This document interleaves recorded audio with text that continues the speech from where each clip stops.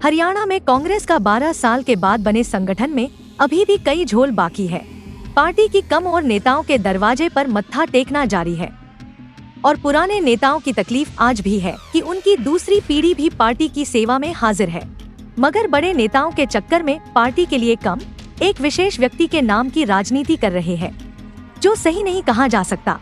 संगठन के लोगों को पार्टी की मजबूती के लिए काम करना होगा। घरोंडा के सीनियर कांग्रेसी नेता रघुबीर संधू ने खरे खरे शब्दों से कैसे अपनी बात रखी। नमस्कार दर्शकों का स्वागत है। भाई 2025 जाने वाला है और 2026 आ रहा है। ऐसे में तमाम लोग नए साल का एक स्वागत करते हैं, लेकिन राजनीतिक दलों के लिए ये जो साल है चुनौती भरा होने वाला है, क्योंकि लगातार तीसरी बार भारतीय जनता पार्टी की सरकार बन गई हरियाणा में और अब कांग्रेस कहीं सड़कों पर बोल रही है, कभी कुछ कह रही है। मतलब एक लूज कर जाने के बाद ऑटोमेटिक सी बात है, अंदर छटपटाहट होती है। लेकिन धीरे धीरे जो केंद्रीय नेतृत्व है, उन्होंने हरियाणा को 12 साल में नया संगठन दिया और संगठन जो सर्जन अभियान चलाए हुए हैं राहुल गांधी, उसके तहत कांग्रेस काम करने की दिशा में चल तो पड़ी है। लेकिन आने वाले समय में न केवल ये संगठन की चुनौती रहेगी, बल्कि सरकार के जो भी नीतियां हैं, जिनको यूं लगता है कि भाई ये जन विरोधी नीतियां हैं, उनके खिलाफ किस तरह का माहौल रहेगा और पार्टी को क्या काम करने की जरूरत है। पूरे हरियाणा में अगर मैं जीटी रोड की बेल्ट की बात करूं तो लगातार सूखा है और मैंने ये वीडियो कई बार बनाई और जीटी रोड बेल्ट पर सबसे ज़्यादा अधिक प्रभाव रखने वाले जो नेता हैं रघुबीर संधू, इनके बेटे दूसरे नंबर पे आए थे। यूथ का जो संगठन बना, आजकल वो बड़े जोरों पे काम लगे हुए हैं और यूथ को जोड़ने का एक उनके अंदर मैं कई बार देखती हूँ जज्बा। हालांकि उनसे भी मिलना था पर वो कहीं पार्टी के काम से चले गए। तो थोड़ा सा आज मैं समझने की कोशिश करूंगी। मैं दूसरी बार इस साल में दूसरी बार आई हूँ संधू साहब के पास। संधू साहब कैसे हैं आप? नमस्कार जी। जी आपके चैनल से माध्यम से आपके सभी जो चैनल से जुड़े साथी हैं उनको नमस्कार करता हूं। और आप पूरे प्रदेश के अंदर जो राजनीतिक लोगों से मतलब जा करके प्रदेश की बारे में चर्चा करते हैं, उनकी पार्टी के बारे में चर्चा करते हैं, मैं आपका धन्यवाद करता हूं। कोशिश करती रहती हूँ। और आप तो बिल्कुल पीछे भी खुल के बोल रहे थे कि भाई ऐसे काम नहीं चलेगा, उसके बावजूद संगठन तो बन गया आपका। और अब क्या लगता है आपको कि 1.5 साल सरकार तो जश्न मना रही है, कांग्रेस अभी? देखिए, प्रदेश के अंदर जब से कांग्रेस पार्टी ने संगठन बनाया है और प्रदेश के अध्यक्ष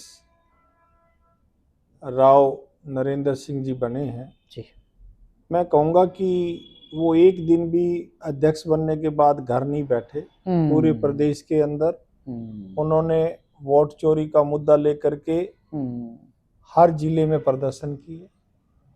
निरंतर पार्टी को मजबूत करने के लिए जिला लेवल पे, हल्का लेवल पे वे जो लोग पार्टी से जुड़े हैं उनके सुख दुख में वो हमेशा मिलते रहते हैं और पार्टी को बहुत जो पार्टी के कार्यकर्ता उत्साहित हैं उनसे। देखती रहती मैं उनके कार्यक्रमों को। हाँ, और हमारे जो स्टेट में जो भी जिलों के अध्यक्ष बने हैं जी, मैं कहना चाहूँगा कि उनको बहुत सारा काम करने की जरूरत है, क्योंकि पार्टी 11 साल से सत्ता में नहीं है और ये 5 साल अगले अगर वो सारे हमारे संगठन के साथी प्रदेश अध्यक्ष जी के नेतृत्व में जी गांव-गांव जाकर के पार्टी में नए आदमी जोड़ने। हाँ, ऐसा बहुत सारी जगह ऐसा कल्चर रहा है कि बहुत देखो उनको थोड़ा मजबूती से कार्य करने की जरूरत है। मैं देखता हूँ कई बार पार्टी के साथ लोगों को ना जोड़ करके वो अपने झूठे दिखावे में इधर उधर से 10-20 आदमी का जुगाड़ करते हैं, जबकि वो पार्टी का नुकसान करता है। बिल्कुल। संगठन में जो भी साथी हैं वो गांव में जाएं, अपनी पार्टी के बारे में, पार्टी की नीतियों के बारे में, जो कांग्रेस पार्टी ने एक ये पूरा भारत एक नया खड़ा करा है, जबकि यहाँ जवाहरलाल नेहरू जो प्रधानमंत्री बने कुछ भी नहीं मिला था। उन्होंने इतनी मजबूती के साथ काम करके इस देश को एक संगठित होकर के चलने के लिए और इसके विकास के जो कार्य किए हैं उनके बारे में बता करके, बिल्कुल बिल्कुल, इंदिरा गांधी जी की बात करके, राजीव गांधी जी के बारे में बात करके, तो लोगों को जोड़ना चाहिए। बिल्कुल, मैं आपकी बात से सही कही आपने। जैसे ना मैं एक और देख रही हूँ संधू साहब, आपकी पार्टी के ज्यादातर लोग है ना वो नेताओं की राजनीति करते हैं। पार्टी की जो बात करें ना, पार्टी का कल्चर, पार्टी का संविधान, तभी जुड़ेंगे, नहीं तो इतनी ठाडी सरकार से मतलब यूं नहीं है कि भाई बना दिए चलो भाई मैं उसके हाजिरी लगा कर। और ये जो कल्चर है अब भी आपके यहाँ चली हुई है। देखिए, जो इस कल्चर के लोग हैं वो, मैं उनको संगठन का आदमी नहीं लगाता। पार्टी सर्वप्रिय है हमारे लिए, पार्टी हमारी माता है। अगर संगठन में भी कोई इस तरह का आदमी है, किसी विशेष नेता को लेकर के उसके दिमाग में यह है कि ये नेता ही सब कुछ है, तो मैं उसको गलत लगाता हूँ। पार्टी सब कुछ है, राहुल गांधी जी सब कुछ है, खड़गे जी सब कुछ है, और इस पार्टी का एक एक कार्यकर्ता उतना महत्व रखता है जितना कि जो लीडर अपने आप को मजबूत समझते हैं वो उनसे ज्यादा मजबूत नहीं है। लीडर तब मजबूत है जब प्रदेश की जनता मजबूत है। कांग्रेस पार्टी का कार्यकर्ता मजबूत है। आपके खरे खरे बोल की एक वीडियो बड़ी वायरल हुई थी कि भाई हमने मतलब हमारा झंडा झंडा वही है, हमने नेता लोग को बदल दिया, और वो बहुत मतलब एक चर्चा का विषय बन गई थी। नेता तो वाली तो नहीं, मैं उसमें बताऊंगा आपको। वो तो एक मजाक किया बात हमारा वो था कि भाई पार्टी तो हमारी कांग्रेस है, हमने तो 3 पीढ़ियों से कभी इधर उधर झांक के नहीं देखा। आपने सारी जवानी यहाँ पे लगा दी। और मैं पिछले 30-35 साल से जो पार्टी में सक्रिय हूँ जी, मैंने इस पार्टी के लिए जी जान से काम किया है, तन मन धन लगा करके काम किया है, और ये हमारे खून के अंदर है। और जैसे ही मैं काम कर रहा तो मेरा बेटा जब अभी जवान हुआ, तो उसने भी कांग्रेस पार्टी के लिए काम करने का मन बनाया, और उसका मन है कि मैं कांग्रेस पार्टी में रह के काम करूं। अमूमन तो बहुत सारे लोग ऐसे हैं जो लोग सत्ता में होते हैं, जो पार्टी सत्ता में होती है, उनसे ताल्लुकात गांठते हैं। लेकिन मैं ये कहूंगा कि प्रदेश में मैं आज से नहीं इस राजनीति में सक्रिय, मैं 92 से चौधरी सुरेंद्र सिंह जी के साथ प्रदेश की राजनीति करने लग गया था। आज प्रदेश सरकार में एक भी मंत्री ऐसा नहीं है जिसको मैं ना जानता हूँ, मुझे ना जानता। बिल्कुल बिल्कुल।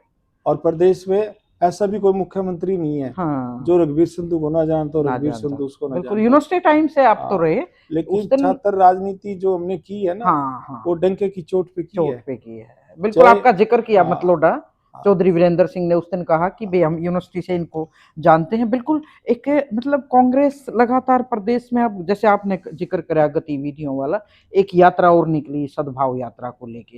लेकिन मैंने एक देखा संधू साहब, बीजेपी लगातार कांग्रेस पे कटाक्ष करती रहती है, इतनी अच्छी सद्भाव यात्रा निकाल रहे हैं, उसको लेके कोई कहीं हलचल बीजेपी में नहीं दिखाई दे रही। नहीं तो बीजेपी टारगेट करे बगैर या कमेंट्स काउंटर करती है। ये मेरे को थोड़ा सा, मैं अपने लिए पूछ रही है बात। वो तो हमारे लोग ही बहुत काउंटर करने वाले हैं बीजेपी की। ये दिक्कत है। जो सद्भावना यात्रा चौधरी बृजेंद्र सिंह निकाल रहे हैं, चौधरी वीरेंद्र सिंह के लड़के, हाँ जी, ये हरियाणा में एक राजनीति में अपना वजूद है इन लोगों का। सर छोटू राम की वंशज हैं, और सर छोटू राम का खून है इनकी रगों में।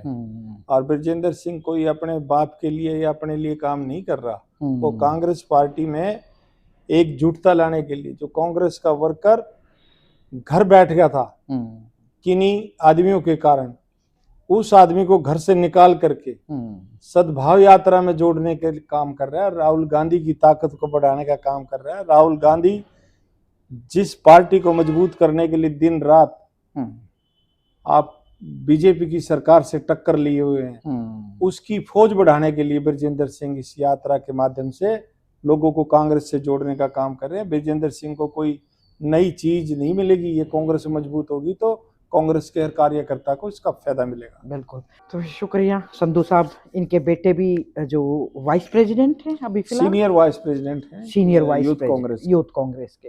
तो भाई क्या करें, एक पीढ़ी खड़ी है, दूसरी पीढ़ी शुरू काम कर देती है। तो संधू साहब के बेटे भी सीनियर वाइस प्रेसिडेंट है, और मैं अक्सर उनके जो प्रोफाइल देखती हूँ, लगातार वो भी काम कर रहे हैं।